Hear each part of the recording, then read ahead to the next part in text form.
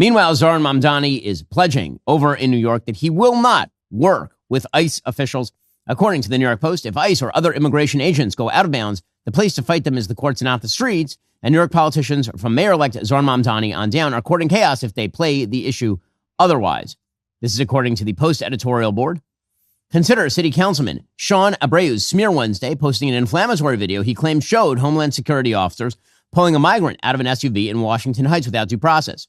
Abreu blasted the arrest as, quote, deeply disturbing and part of a despicable pattern of intimidation, huffing that agencies, quote, carrying out President Trump's agenda of detaining people without due process have no place in our city. In actuality, the person who was being arrested was a person who hopped the border in 2021 and had gotten due process and had a removal order, actually. Mamdani continues to promise to resist removals of even violent criminal illegal immigrants, calling ICE a rogue agency and vowing to stop it from enforcing the law with deportations. We'll see how that works out for him. Meanwhile, ICE continues cracking down. According to Axios, Homeland Security is launching its operations in Charlotte and now has New Orleans in its sights.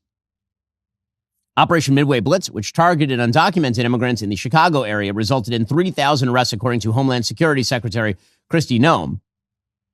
And now, apparently, they're going to escalate in places like Charlotte and also New Orleans. Here is the Border Patrol Chief, Mike Banks, talking about the effect of all of this. Our recruitment numbers are through the roof, Griff, and I tell you this, imagine that. When you have an administration like President Trump and Secretary Noem that actually support the men and women of the U.S. Border Patrol, allow us to go out there and do our work. People want to be a part of this mission. This is an important mission.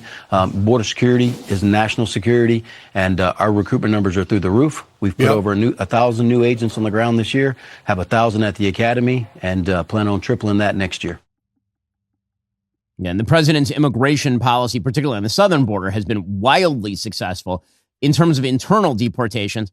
ICE has been doing good work, but that was always going to be more dicey. They have been largely targeting criminal illegal immigrants, meaning illegal immigrants who are here and then have committed other crimes other than the illegal immigration. And, all the talk about mass deportation, millions and millions of people being deported from the interior of the United States, that is very unlikely to happen, but you are getting some level of what Mitt Romney used to call self-deportation, people who believe that they will be arrested and thus are going back to their home countries. Meanwhile, Hunter Biden is back and he's better than ever. Yeah, you missed him, didn't you? Hunter, Joe Biden's son.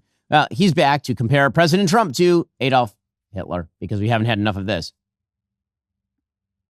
It is the same thing that we sat as students of history and wondered, like I think everybody does, is how did the German people allow that to happen?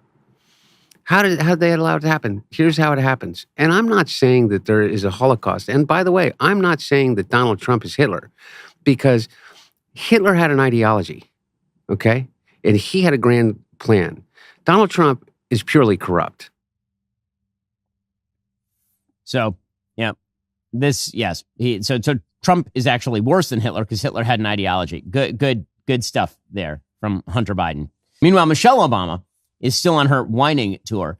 She says that she's never going to run for president because America isn't ready for a woman. Yeah, that must be it.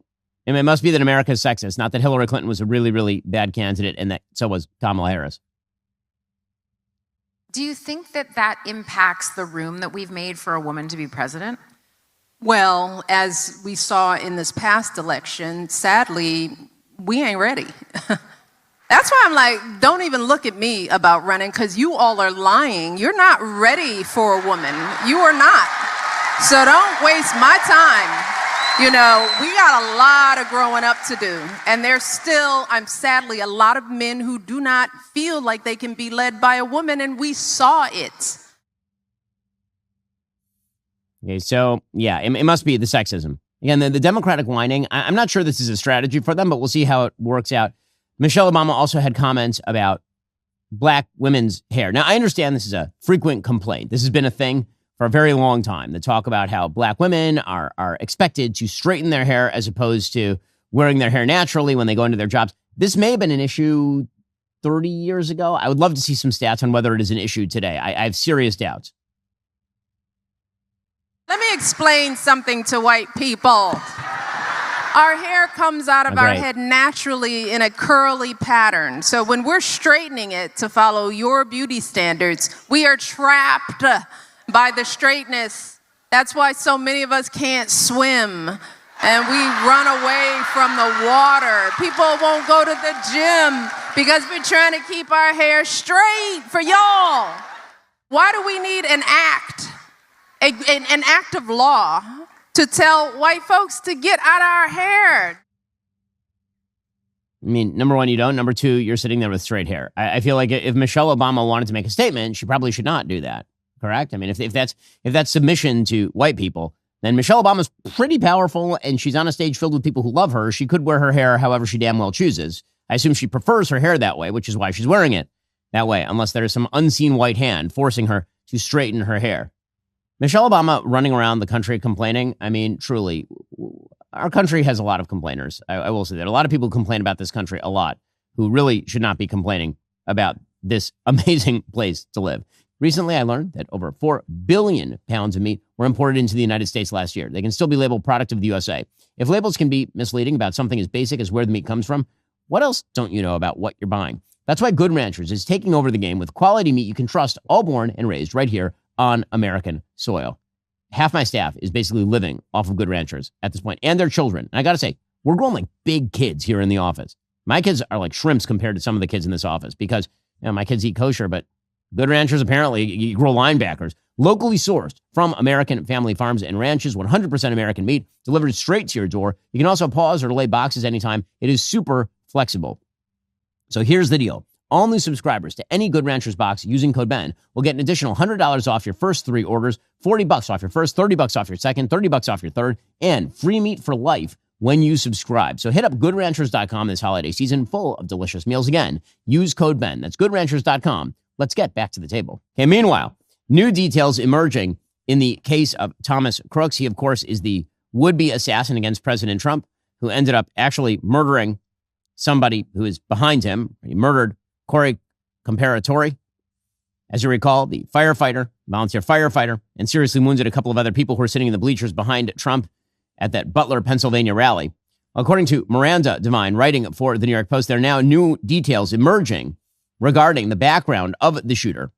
Well, thanks to an enterprising source who uncovered Crooks' hidden digital footprint, we can see that actually the FBI misled Congress by omission because they left out an entire section of Crooks' online interactions from January to August 2020 when he did an ideological backflip and went from a rabidly pro-Trump to rabidly anti-Trump and then went dark, never seeming to post again. Among the 17 accounts uncovered by our source were ones on YouTube, Snapchat, Venmo, Zelle, GroupMe, Discord, Google Play, Quizlet, Chess.com, and Quora. Apparently, in his sort of original iteration, he loved Trump.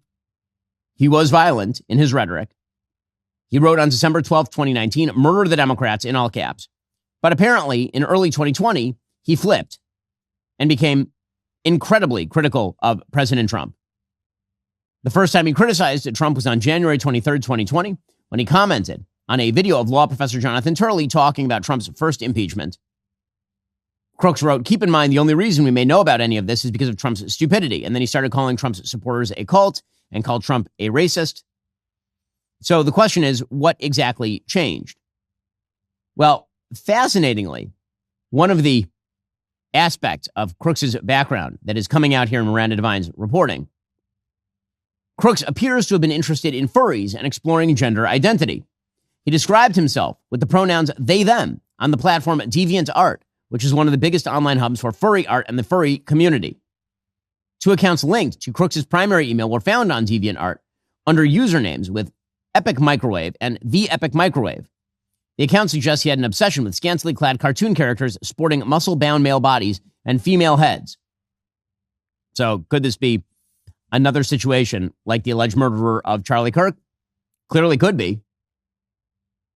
In other information that we now have, apparently one of the people Crooks interacted with online was a Willie Tepes, a member of a Norwegian neo-Nazi group, the Nordic Resistance Movement, which has since been designated a terrorist organization by the State Department.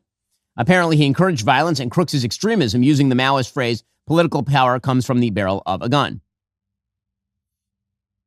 So the question as to what the FBI knew and when they knew it That remains out there. The FBI obviously should reveal as much information as humanly possible about all of this. My understanding is that the president has been reticent to release this because, kind of like the Epstein files, the president just doesn't like distracting stories. But I think what the president should get at this point is that there is a Streisand effect to everything online. That if you say, I don't want it out there, there is likely to now be significantly more coverage than if you had never said anything about it at all. Well, that's all for now, folks. Don't forget to like, subscribe, and comment your thoughts down below. Be sure to check out all of the other great content on my channel. I'll see you here next time.